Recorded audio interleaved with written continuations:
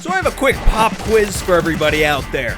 Name the common similarity between Fallout, Halo, Five Nights at Freddy's, Mario, and Madden 1994.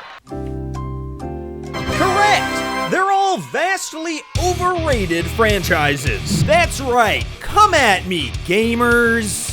No, but the real answer to that question is they all have TV show or movie adaptations, either currently released or in some stage of development hell as we speak. And that like 90% of them are just terrible. But also, I kind of like that they're terrible. Like, sure, I mean, all things being equal, I would love for every single one of these to be at the same level as The Last of Us on HBO, right? Something that my grandma can watch completely without the bias that us gamers have, knowing what is immediately gonna happen in Season 2. But that just isn't gonna happen, right? For every Fallout, we have a Twisted Metal. For every Mario, we have a Slender Man. For every Five Nights at Freddy's, we have a Tetris. They're not all gonna be winners, they just can't be. And I think that's okay, because all of these movies have just something that makes them interesting to me. There's just something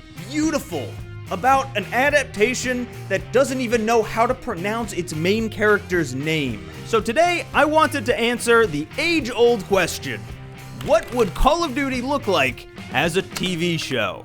But first, I want to set just a couple of ground rules before we really begin. I am trying to make this thing realistic, and that does not mean it has realism, and it also doesn't mean it's good. The goal is to make this thing the way that some Hollywood studio being puppeted around by some mega money corporation would actually make it. And so this video is basically like a pitch deck, or a treatment, if you will, trying to get this thing picked up by whatever big networks are out there, Netflix or whoever Microsoft owns. They gotta own somebody, right? So let's start out by taking a look at the 3 types of video game to live action adaptation.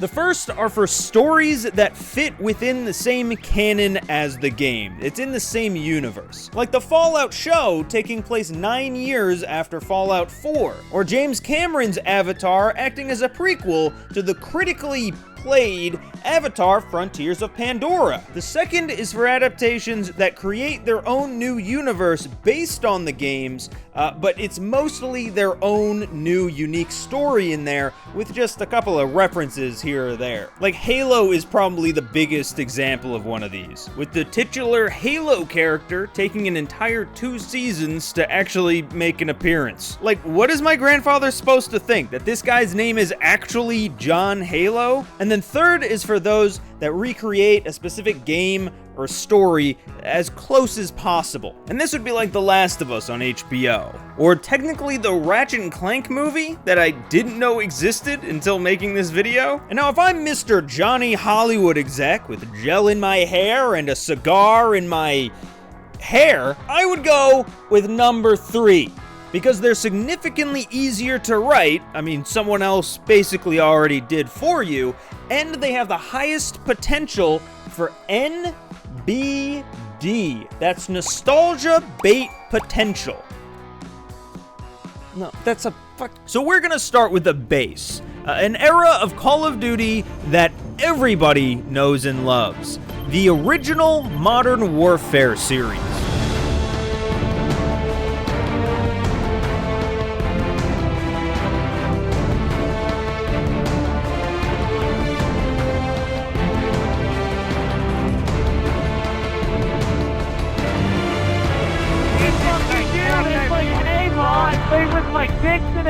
Nobody cares, it's not a feat.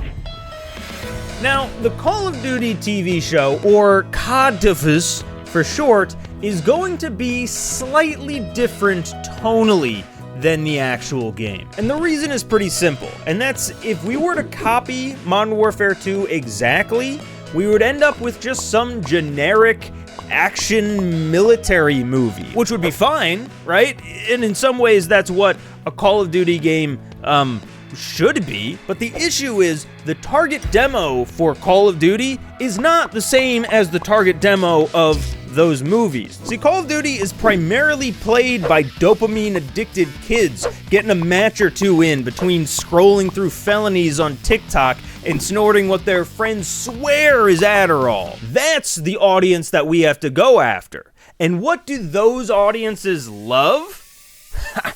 The MCU, baby!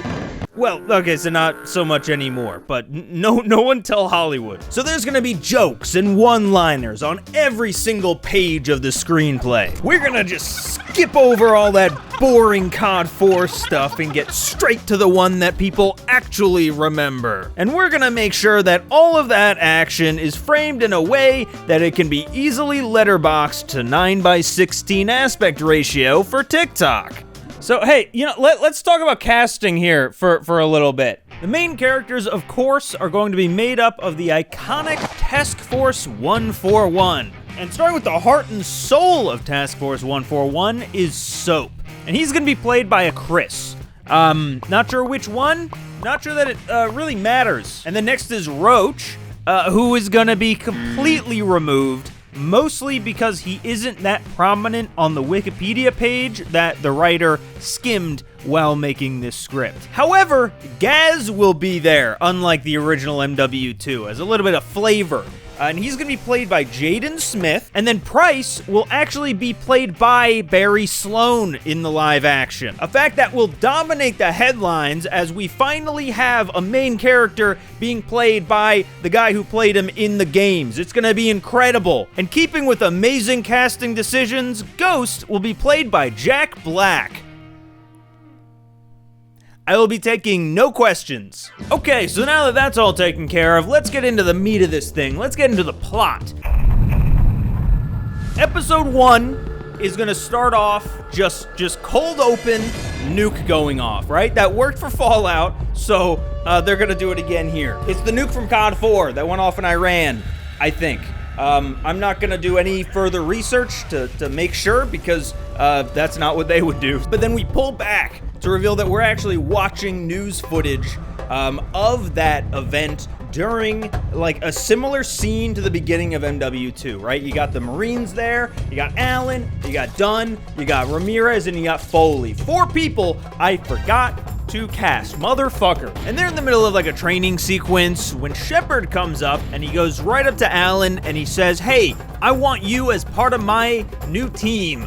And hey, do you want to know what the team is called? Huh? Do ya? Yeah, you want to know what the team is called. You know exactly what the team is called. It's 141.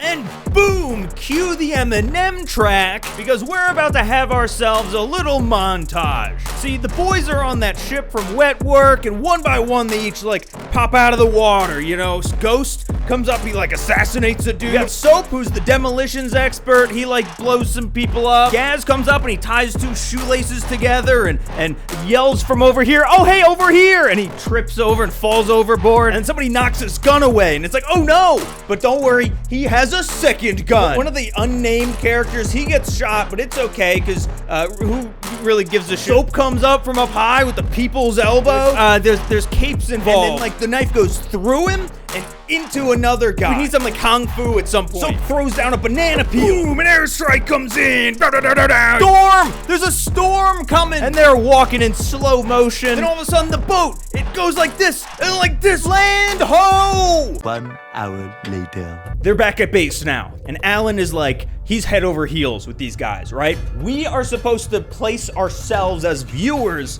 into Alan, into his head. And so it's important that we view Task Force 141 as superheroes. So Alan also has to see them as these godly creatures. Oh my god, how did you blew up a boat with a nuke on it? That's crazy, man. If it isn't obvious already, all the dialogue is gonna be just awful. And that's when Shepard is gonna pull Alan aside and he's gonna introduce him to Makarov. He's gonna show like a little briefing video. This is where we're gonna get introduced to him. We're gonna finally see that Danny DeVito, I think, is playing him. What did I just say? decide on. And then it's revealed Alan's going on a super secret mission to infiltrate his crew, where no Russian finally happens. Except we're gonna do a little bit of like an artistic spin on it, I think. Because look, this isn't 2009 anymore. You can't just show a bunch of people getting massacred in an airport and expect to still have a functioning franchise 15 years later. So now, instead of actually seeing the massacre from Alan's eyes, we're actually gonna flip the camera around. You know, the elevator doors are gonna open, and we're just gonna see Alan's face as the other dudes like come out to start massacring people. We just hear the screams kind of off behind camera, and we just focus on Alan's face going like, "Oh my God, I had no idea." And then we cut to the end of the mission, and he dies. Makarov crosses his double cross. Maybe they make a joke about a triple cross, a quadruple cross, you know, like that, because that joke's fucking hilarious. And then the episode ends with Alan left there bleeding out, slowly dying, and we cut to credits. Wow, that was the main character though. This is just like Game of Thrones, right, babe? Babe? Now, I won't subject you to another 25 minutes of my own bad fan fiction, but just the highlights of what the rest of the season would include. I think episode 2 is going to be focused on Brazil as they go to find that one dude. During the interrogation, Soap has like a really long flashback sequence that's really just all a big homage to All Gillied Up, except now it's Soap and Price there instead of Price and McMillan, because like, who the hell remembers McMillan? And then that tees up episode 3 to be like the banger episode, right? It's the one that almost every single one of these adaptation shows have that is just, it's just good. We'd get the DC fight in there, and then maybe we also cross-cut that with going through the gulag to find Price. So you got two of the most iconic pieces of that game thrown into the same episode. We're going to spend all of our budget here, because then the next episode, the pacing is just going to hit a brick wall. I hate to keep bringing up The Last of Us, but it's this episode in The Last of Us where we're all focused on character development. I think maybe this is where Ghost and maybe Gaz go to Makarov's estate, and then the other two go to like figure out that nuke situation, and then eventually Price shoots the nuke up and, you know, saves the day back in DC, hoorah. Except to keep everyone on their toes, a key difference is that Ghost will not die at the end. He makes this franchise far too much money for them to make that mistake again. You do still need Shepard to like turn on everyone though, so maybe he just kills Gaz. Like would that be okay? And then now, instead of Price and Soap, it is now Price and Soap and Ghost, with Ghost kind of being like the main character kind of now. And then I think for the most part, everything else, you know, DC gets saved, and then they're like, oh shit, we gotta take down Shepard now. And so they wreck shop. I think we get some more references to the multiplayer in there, maybe a riot shield dude, someone dual wielding shotguns or something. And then I think the end is about as anticlimactic as the end of the new MW3, right? Instead of like whitewater rafting adventure leading to an OMA noob tube to the helicopter, and then finally Price and Shepard's big 1v1 on Rust, instead of all that, I'm thinking they just put him in an office somewhere. And then the whole thing ends with Soap stabbing him in the eye. That's kind of a reference to the end, but a lot less cool. And then Shepard dies, and the three of them look at each other knowing that they're wanted men now, so they call their good old buddy Nikolai, someone who we have not established exists in the TV show quite yet. He'll just show up and airlift him out of there, and that's it. That's the end. So what do you guys think? Like, if you were Netflix, would you buy this thing? Would you invest in my Indiegogo campaign? If you would, then that's fantastic, and you can do so by hitting that little join button down below to become a channel member, just like all these awesome people right here. Especially Gordorokos, UNSC Helljumper, GMGZ, and fuck, there was a fourth one. Shane M. Oh, how could I forget about Shane M, one of the OGs? I really do appreciate all of y'all. Even if you cannot become a channel member, hit that subscribe button. Anyway, that's all. I'm gonna go watch Tetris. Bye!